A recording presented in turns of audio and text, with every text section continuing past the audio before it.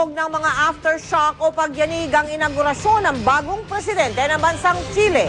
Ang mga bigating personalidad agad napalingon sa paligid sa pangambang may bumagsak na mga debris.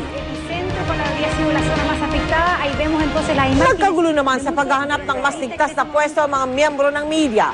Natuloy rin naman ang panunumpa ni Sebastian Pinera na nangakong ibabangon ng Chile sa pinsala ng lindol. Sa ibang bahagi ng Chile, nagpanik ang mga tao dahil sa mga pagyanig. 6.9 ang magnitude ng pinakamatinding aftershock na tumama 2 linggo matapos ang malakas na lindol sa Chile.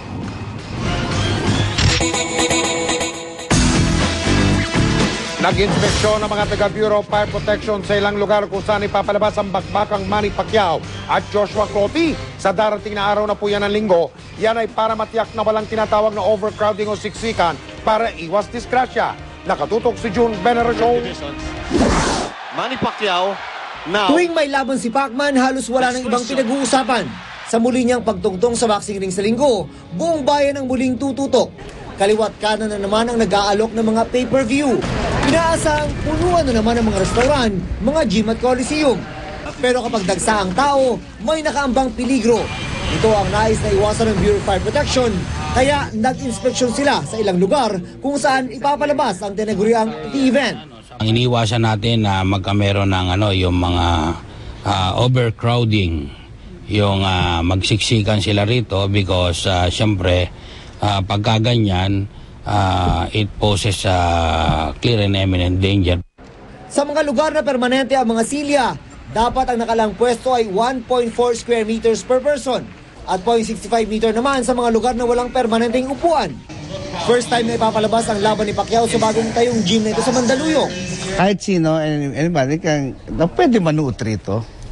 Kahit hindi po taga-barangay. Maski hindi taga-barangay. Maski sino po ang iboboto? Maski walang politika rito.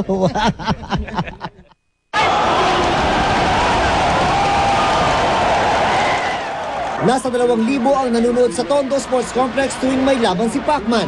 Umupa na rin ng 10 industrial electric fan ang lokal na pamahalaan ng Maynila bilang panlaban sa init. May libreng pa-juice pa. At sakali raw magka-brownout sa linggo, may naka-standby na ng mga generator set. Kahit dikit-dikit na sila, mapanood lang nila si Manny Pacquiao. Masaya na sila riyan. Kay Pacquiao. Bakit kayo kay Pacquiao? Kasi malakas siya. Kanina ka ma'am? Kay Clottey po. Bakit ka kay Clottey? Wala lang. Ha? Wala lang. Wala. Sino man ang manalo, tiyak na sa linggo muli na namang hihinto ang pag-ikot ng mundo. June Veneracion, Nakatutok, 24 oras.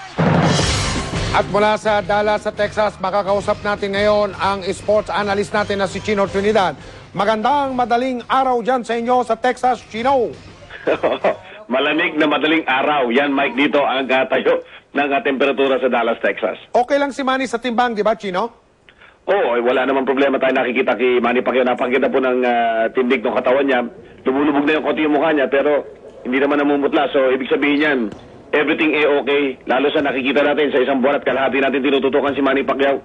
Wala tayong dapat ikabahala in terms of yung condition niya dito sa laban na to. Si Clottey? Si Clottey, bihira ako makakita nung dikolor na balat na namumutla. Yun ang masasabi ko sa inyo. Nung nakita kanina ng GMA News, nung na silip nung ating pong isang mga veteranong cameraman sa 3 veteranong dala natin dito, nasingitan niya yung pagpapapawis ito pong si Joshua Clottey, nakita natin na talagang wala ng kulay, yung tuyong-tuyo na yung katawan pero pinipilit pa rin ipiga. Yan, malaking bagay yan, yung sinasabi natin kanina dun sa pinag-usapan po natin earlier, na yung pagpipiga na yan, napakalaking bagay and will have great bearing hindi lang sa way in Toro, pero sa laban nila ni Manny Pacquiao sa darating po na Sabado dito sa amin. Ang sinasabi mo ba, Chino, sa darating na linggo, araw at petsa naman dito sa Pilipinas, pagtungtong ng 2 boksingero na yan sa parisukat na lona, malaking diyado si Clottey dahil kailangan niya magbawas ng timbang sa puntong ito, grabe yun? O, alam ng bawat boksingero, Mike, na talaga ang pinaka number 1 na kalaban mo, yung timbangan. Pag nalusutan mo yung timbangan, then half ng battle na ipanalo mo na. Pero kung nagpiga ka, ibig sabihin yan, dedrainin mo yung katawan mo. At hindi sapat yung 24 hours para ibalik mo yung katas at ibalik mo yung lakas ng katawan mo. So, ibig sabihin yan, magiging vulnerable ang katawan nito pong si Joshua Clottey, lalo na kung atake sa kanya, hindi mo nakikita kung saan nanggagaling ang mga suntok. At sa puntong ito, Chino, huling tanong ko na, ilang oras na lang bago ang opisyal na tinatawag na weigh-in o pagkuha ng timbang ng parehong boksingero? Mike, sorry, ano yung last question? Huling tanong na ito para sa gabi ito dito sa Pilipinas, ilang oras pa bago ang opisyal na weigh-in o pagtimbang ng dalawang boksingero? Bali, pag-aalas 6 na dito sa atin, ang timbangan po nitong si Joshua Clottey at saka ni Manny Pacquiao ay sa ganap ng alas 3 ng hapon dito. So, ang mathematics natin, tama ba yun? 6 plus 3, 8 oras yun, Mike. Pero yung preparations nun, basically 5 hours. So, natutulog pa yung mga yun.